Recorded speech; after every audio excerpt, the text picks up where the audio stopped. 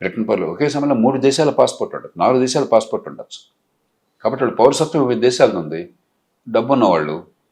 కాబట్టి ట్యాక్స్ పరిస్థితి, ఇక్కడ ట్యాక్స్ ఎక్కువ ఉందంటే ఆ దేశానికి వెళ్ళిపోతారు, ఇక్కడ నాకు నచ్చలేదంటే ఆ దేశానికి వెళ్ళిపోతారు. ఆ రకంగా వెళ్తుండొచ్చు. సో నిన్న ఒక స్టేట్మెంట్ ఇచ్చారు సార్, అమెరికాలో ఉండే పౌరులకి ట్యాక్స్ లేకుండా ట్యాక్స్ ఫ్రీ చేస్తాననేది ఏదో ఒకటి ఆయన వ్యాఖ్య చేశారు. అది సాధ్యమేనా సార్? అది ఇప్పుడు మిడిల్ ఈస్ట్ దేశాల్లో ఉంది అట్లా. అబుదాబి, సౌదీ అరేబియా నాకు తెలిసినంత వరకు, యునైటెడ్ అరబ్ ఎమిరేట్స్, దుబాయ్ ఇలాంటి దేశాల్లో ఉన్నది. ఎందుకంటే వాళ్ళకి ఆయిల్ సంపద పుష్కలంగా ఉంది. భూమి నుంచి ఆయిల్ తోడుకోవటము, ప్రపంచానికి అమ్ముకోవటము, ఆయిల్ ధరలు విపరీతంగా పెరిగిన గతంతో పోలిస్తే.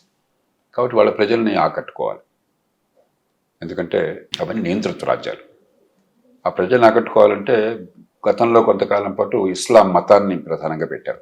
సరే, ఇప్పుడు మతం కంటే ఎక్కువగా మంచి సౌకర్యాలు, పన్నులు లేవు, దానికి చేస్తున్నారు.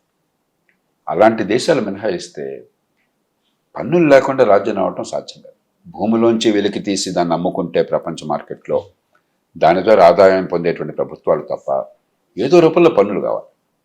పన్నులు 2 రకాలు ప్రధానంగా: ప్రత్యక్ష పన్నులు, ఆదాయ పన్ను, ప్రత్యక్ష పన్ను. ప్రోగ్రెసివ్ ట్యాక్స్ అంటాం. ఎందుకంటే ఎక్కువ ఆదాయం అంటే ఎక్కువ శాతం కడతారు, ఎక్కువ డబ్బు కట్టడమే కాదు. ఇప్పుడు మన దేశం ఉందనుకోండి, 12 లక్షల రూపాయలు ఆదాయం అంటే ప్రస్తుతం పన్ను లేదు. ఇంత ఉదారంగా ఉన్న దేశం ఇంకోటి లేదు. తలసరి ఆదాయంతో పోలిస్తే 5.5 రెట్లు ఆదాయం వస్తే మీకు పన్ను కట్టక్కర్లేదు. ప్రపంచంలో ఎక్కడా ఉండదు. అమెరికాలో మీకు తలసరి ఆదాయంలో సగం వచ్చినా కూడా పన్ను కట్టాలా, కొంచెమే కడతారు కానీ పన్ను కట్టాలా.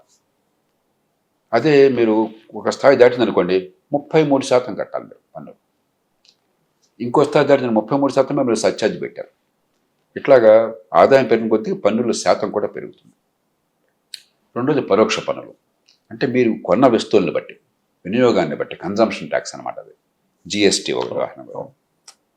మరి కొన్ని ఈ దిగుమతి సుంకాలు, ట్రంప్ పెట్టి దిగుమతి సుంకాలు, ఆయన ఏంటంటే ప్రజలను ఆకట్టుకోవడం కోసం బహుశా దిగుమతి సుంకాలు విపరీతంగా ఇబ్బడి మొగడుగా సంపాదించి దిగుమతులను మరింతగా మరి దాని నుంచి ఆదాయం తీసుకొచ్చి మీరు వేరే పనులు అవసరం లేకుండా చేస్తారా? అతిశయోక్తి. ఆయన చాలా అతిశయోక్తులు మాట్లాడతారు.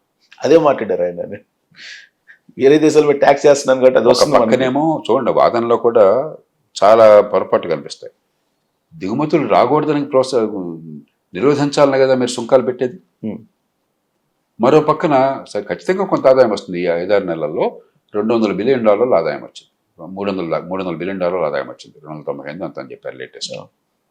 మన మధ్య సుప్రీంకోర్టు కొట్టేశాక ఆ డబ్బు ఏం చేయాలి, తిరిగి వాళ్ళకి ఇవ్వాలా వద్దా, ఈ చర్చలు సాగుతుంది. ఆ నేపథ్యంలో వచ్చింది. అంటే ఒక 6 నెలల్లో వచ్చింది $300 బిలియన్. ఇది బాగా మ్యాక్సిమం సుంకాలు పెడితే. అవి ఉన్న కొద్దిగా ఒప్పందాల్లో సుంకాలు తగ్గుతున్నాయి. ఇప్పుడు అమెరికా ప్రభుత్వం బడ్జెట్ $5 నుంచి $6 ట్రిలియన్, $6,000 బిలియన్. $300 బిలియన్ గట్టిలో డబ్బే. కానీ $6 ట్రిలియన్ పోలిస్తే ఇదంతా అన్ని పనులు ఆపేస్తే మీరు నడపగలరా ప్రభుత్వాన్ని? కాబట్టి ప్రజలు ఆకట్టుకోవటం కోసం మన వాళ్ళు ఎట్లాగైతే ఓటు కోసం చెప్పిన అన్ని రకాల తాయిలాలు ఇస్తారో, అన్ని రకాల ఆకర్షణీయమైన మాటలు చెప్తారో, రాజకీయంగా ప్రజాస్వామ్యంలో ఆ దేశాలు కూడా అలా చేస్తున్నారు. సో నవంబర్లో ఏదో మధ్యంతర ఎన్నికలు ఉన్నాయి, దాని గురించే ఇవన్నీ అని అంటారు. ఏమైందంటే అమెరికాలో టంచనగా 4 ఏళ్ళకి ఒకసారి రాష్ట్రపతి ఎన్నిక, ప్రతి 2 ఏళ్లకి ఒకసారి దిగువ సభ. మన లోక్సభ లాంటిది 2 ఏళ్లే పదవీ కాలం వాళ్ళు. ఇవాళ ఎలక్షన్ అయిన దగ్గర నుంచి రేపటి నుంచి డబ్బులు ఎత్తుక్కోవటం వాళ్ళ పని, వచ్చే ఎలక్షన్ డబ్బులు ఖర్చు పెట్టడం కోసం చెప్పాను. కాకపోతే మనలాగా అక్రమ ఖర్చు ఉండదు, నిజాయితీ ఖర్చు చాలా ఉంటుంది. ప్రచారం, ఎన్నికల్లో టీవీ ప్రచారం వగేరా, ఓట్ల కొనుగోలు ఉండదు అక్కడ.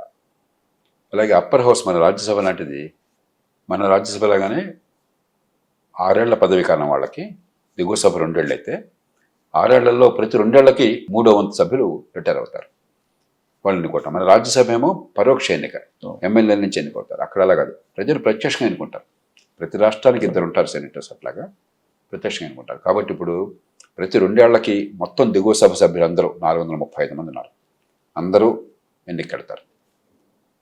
ప్రతి 2 ఏళ్లకి 3వ వంతు సెనేట్ సభ్యులు 100 మంది ఉంటారు, దానిలో 33 ఎన్నికవుతారు కొత్తగా. 4 ఏళ్ళకి ఒకసారి రాష్ట్రపతి. కాబట్టి ఇప్పుడు ఆ 2 ఏళ్ళు గడుస్తుంది పదవీ కాలం, ఈ సంవత్సరం నవంబర్లో ఉంటాయి. ఈ తిక్క చేష్టల వల్ల ఆయన బట్టలో జనాదరణ బాగా తగ్గింది. ప్రజల్లో త్వరగా వస్తాం మనకు తెలియదు. కాబట్టి మామూలుగా కూడా మధ్యంతర ఎన్నికల్లో ఇప్పుడు అధికారంలో ఉన్న పార్టీకి ఎదురు దెబ్బ తగ్గుతుంది ఆ దేశం. మనలాగా అధికారంలో ఉంటే మున్సిపల్ ఎలక్షన్లో డబ్బులు ఇచ్చి కొనుగోలు చేసి అది మన పద్ధతి వేరు.